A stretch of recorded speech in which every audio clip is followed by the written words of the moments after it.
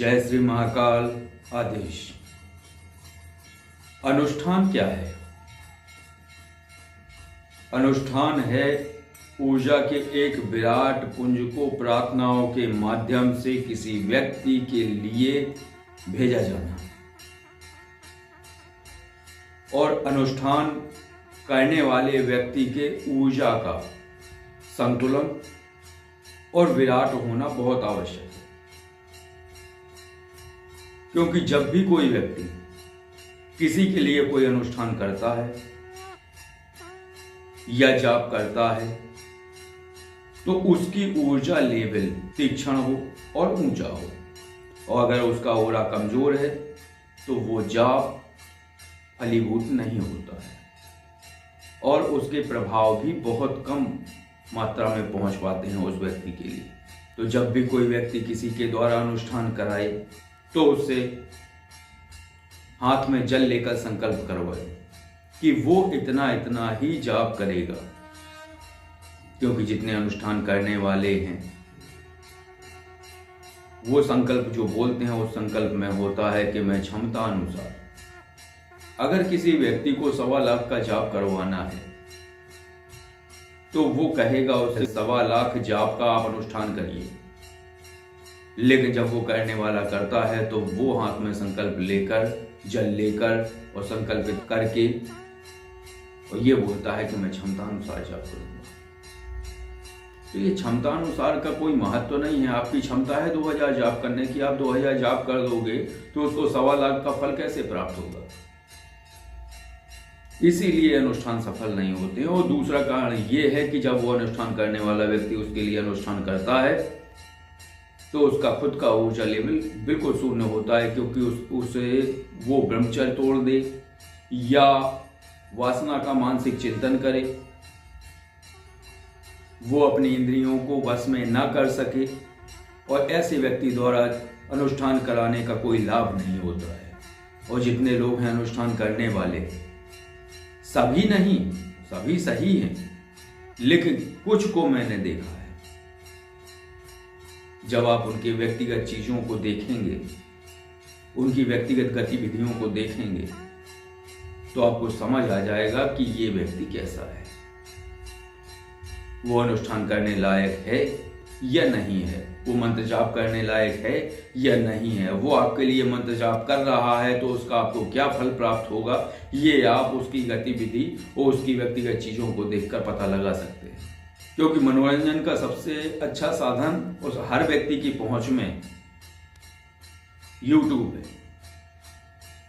तो जब भी आप उसके मोबाइल में देखेंगे तो आपको तरह तरह की चीजें नजर आ जाएंगी। तो जब आप उसका YouTube खोलकर देखेंगे तो जो व्यक्ति जिस चीज में इंटरेस्ट रखता है वही चीजें खोलेंगे और जिससे आप अनुष्ठान करवा रहे हैं। तो इस तरीके से आप उसकी व्यक्तिगत चीजों पे नजर डाल सकते हैं, और वो किस प्रकार का है, किस तरीके का है, किस प्रकार की मानसिकता है उसकी, ये सभी कुछ आप उसमें देख सकते हैं। और उसका ऊर्जा लेवल क्या होगा ये भी आप समझ सकते हैं। तो अनुष्ठान इसीलिए फलीभूत नहीं होते और सफल इसलिए होते हैं कि वो व्यक्ति सही है, वो स्वयं में एक साधक है और सिद्ध है। और जब भी वो खाली होता है तो स्वयं जाप करता रहता है तो उसकी जाप का लेवल, उसकी जाप ऊर्जा तीक्ष्ण होती है। तो जब उसकी जाप ऊर्जा तीक्ष्ण होगी और आप उससे अगर कोई अनुष्ठान करवाते हैं और वो आपके लिए अनुष्ठान करता है तो चीजें फलीभूत होती हैं और अनुष्ठान सफल होते हैं। कई अनुष्ठान हैं। श्री सूक्तम का अनुष्ठान हो गया धन प्राप्ति के लिए, मां सरस्वती के बीज मंत्र का अनुष्ठान हो गया बच्चे की पढ़ाई लिखाई के लिए, उसके टेस्ट क्रॉस कराने के लिए, जो उसके टेस्ट हैं उनमें आगे बढ़ाने के लिए। महामृत्युंजय का अनुष्ठान है उसकी जीवन ऊर्जा बढ़ाने के लिए, उसको दीर्घायु चिरंजीवी बनाने के लिए। तो जब और घर की नकारात्मक चीजों को हटाने के लिए कुंजिका मंत्र का अनुष्ठान है, सप्तशती का अनुष्ठान है। लेकिन बात वही है, अनुष्ठान तो सभी है और सभी कार्य करते हैं, लेकिन कारण एक हो जाता है कि करने वाला कैसा है। अगर उसकी ऊर्जा का लेवल बहुत नीचे है और वो व्यक्ति वासनाग्रस्त है, वासना का चिंतन करता है, ब्रह्मचर्य बार बार तोड़ता है, अभक्ष्य पदार्थों का भक्षण करता है, ऐसे व्यक्ति से कभी अनुष्ठान न कराएं।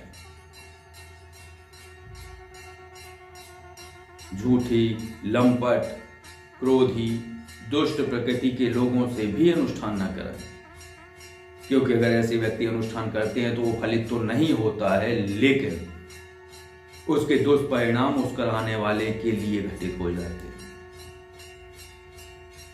तो जिससे भी अनुष्ठान कराएं, आभा मंडल में बिल्कुल ना फंसे। अरे फला फला व्यक्ति हैं, श्री श्री 108 श्री श्री 1008 श्री, उनके व्यक्तिगत जीवन में झांकिए और उनकी व्यक्तिगत चीजों से जानकारी निकालिए, क्योंकि वो अनुष्ठान करने आपके पास ही आएगा, अनुष्ठान करेगा। और दूसरी चर्चा एक और है कि गुरु दीक्षा के विषय में अभी बहुत चीजें चल रही हैं।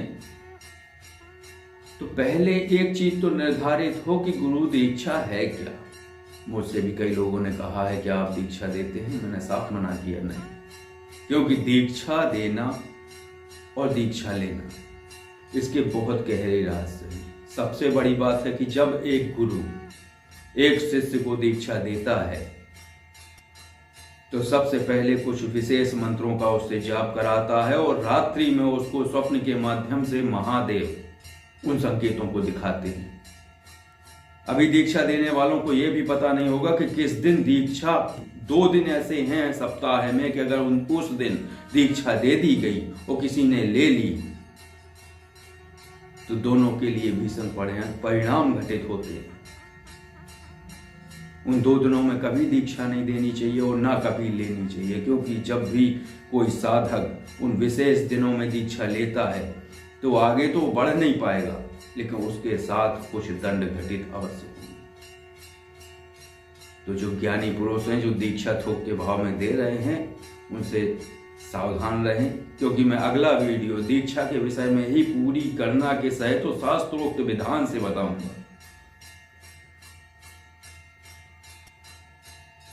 क्योंकि कई लोग हैं, आप ये मंत्र जाप करेंगे लेकिन ये मंत्र फलीभूत नहीं होगा जब तक आप दीक्षा नहीं लिए होंगे।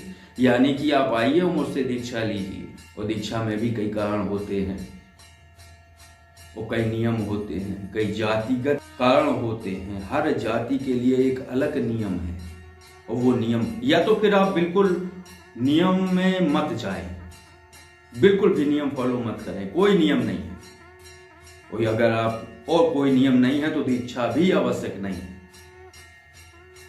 और जब दीक्षा आवश्यक नहीं है तो फिर क्यों दीक्षा न पढ़ना, क्यों ले वही दीक्षा। और एक और है, मंत्र के उच्चारण भी मैंने सुने हैं उनके, तो मंत्र के उच्चारण ऐसे हैं बड़े त्रुटिपूर्ण, और तमाम मंत्रों को मिला के एक ध्वनि निर्मित की। क्योंकि जब आप वाई फेस आते हैं और जब आप ये सारी ध्वनियां बनाते हैं तब आप ऑडियो बनाते हैं, यानी आपको कंठस्थ नहीं है, आप पढ़ रहे हैं। तो पढ़ने से नहीं होता, पहले स्वयं में तो रटो, उसको जाप करो, तब आपके पास ऊर्जा होगी, आपकी आवाज क्या ध्वनि देगी और कहाँ आपकी नकारात्मक चीजें हटेंगी आप अगर उस आवाज में सुनेंगे जिसने प्रथम बार ही पढ़कर सुनाया है। तो सबसे बड़ी बात है कि जो व्यक्ति जो ध्वनि निर्मित कर रहा है उसने कितना जाप किया है उस मंत्र का। जैसे अभी पिछला वीडियो वासा जी ने दिया था कि कोई भी आप 40 सुनते हैं, घर में लगा देते हैं, महामृत्युंजय की ध्वनि लगा देते हैं, तो उसके क्या प्रभाव आते हैं। प्रभाव जब तक आते हैं जब तक वो बज रहा हो, उसके आगे कोई प्रभाव घटित नहीं होते हैं, क्योंकि गाने वाला या सुनाने वाला व्यक्ति उसकी ऊर्जा का संयोजन, उस ऊर्जा विराट पुंज का निर्माता नहीं है, उसने निर्माण ही नहीं किया है जाप का, जाप करके उस ऊर्जा को बढ़ाया ही नहीं है। वो जब बढ़ाया नहीं है तो वो ऊर्जा काम नहीं करेगी। तुरंत तत्काल एक वीडियो आता है और वो वीडियो में बताते हैं ऑडियो के माध्यम से पढ़ के कुछ विशेष मंत्रों का, उनका उच्चारण भी ठीक नहीं था। मैं किसी की खंडना नहीं करता हूं, आज तक के जितने भी वीडियो हैं मैंने किसी को इंगित नहीं किया है और ना मैं करता हूं, लेकिन बात यह है कि आप तक गलत संदेश पहुंचे और आप उस गलत संदेशों को फॉलो करें और भ्रमित हो जाए, ये मैं नहीं चाहता। मैंने आज तक इन्हीं चीज़ों को कभी कुछ नहीं कहा। दीक्षा के विषय में कई लोगों ने पूछा है, मैंने मना किया। कोई दीक्षा नहीं होती, दीक्षा विषय है ही नहीं। जब महादेव जगत गुरु हैं तो आपको किसी मार्गदर्शक का सहारा आप ले सकते हो, क्योंकि महादेव के माध्यम से मार्गदर्शक आपको सही रास्ता दिखाता है। आपकी पात्रता ही और महादेव की कृपा ही आपको सही मार्गदर्शक ढूंढने में मदद करती है। तो सही मार्गदर्शक का सानिध्य लें, बाध्य ना हो। मैं कहूँ ये जाप करने से पहले उस व्यक्ति को दीक्षा लेनी होगी। दीक्षा निःशुल्क है। क्या निःशुल्क है भाई? जिस चीज के लिए कोई शुल्क ही नहीं होता है वो निःशुल्क कैसे हुई? क्योंकि ये श्रद्धा का आदान प्रदान है। दक्षिणा में गुरु राशि नहीं लेता है, दक्षिणा में आपको देना होता है, समझ लो। तो आप भ्रमित ना हो। ऐसे कई लोग हैं जो केवल इंतजार करते हैं कुछ विशेष वीडियो का और उनसे नकल और उनकी कंटेंट उठाकर वो आप लोगों को प्रेषित कर देते हैं। हंसी इसलिए आई उस चीज पे, बोले मेरी ध्वनि सुनिए आप, मेरी आवाज के ये मंत्र सुनिए आप, और इस ध्वनि को आप बजाएंगे तो आपके घर से नकारात्मक चीजें बाहर हो जाएंगी। अरे तुम्हें तो रटा है नहीं, तुमने तो जाप किया है नहीं, तुम कैसे नकारात्मक चीजों को हटाओगे? पहले स्वयं जाप करिए, फिर बाद में अपनी आवाज में वो ऊर्जा प्रकट करिए, तब इन चीजों का फल प्रकट होगा। क्योंकि आप सामने आते हैं, हर वीडियो में आप सामने आके बोलते हैं, और जब विशेष मंत्रों की बात होती है तब आप ऑडियो डाल देते हो, यानी आपको रटे हैं ही नहीं, कंठस्थ हैं ही नहीं। तो कंठस्थ नहीं है, इसका कारण है आपने प्रथम बार ही उसे पढ़ के सुना दिया है। तो ये सभी चीजें हैं और सभी लोग समझते हैं, आप भी समझते हैं और हम भी समझते हैं। हाँ, और एक और है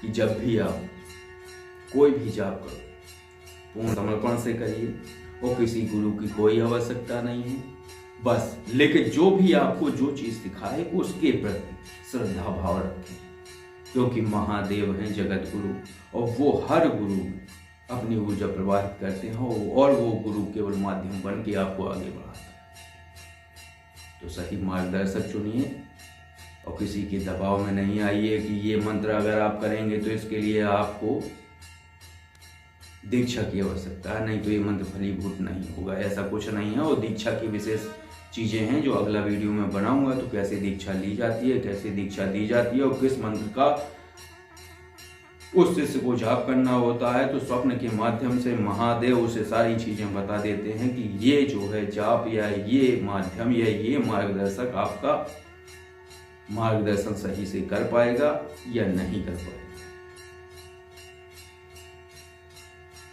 तो आशा है आपको ये चर्चा अच्छी लगी होगी। अगर आप किसी भी विषय पर जानकारी चाहते हैं तो आप call-me-4 से भी कॉल कर सकते हैं और मेरा नंबर ये स्क्रीन पे चल ही रहा है, तो आप इससे भी कॉल कर सकते हैं, व्हाट्सएप मैसेज कर सकते हैं। आदेश। जय श्री महाकाल।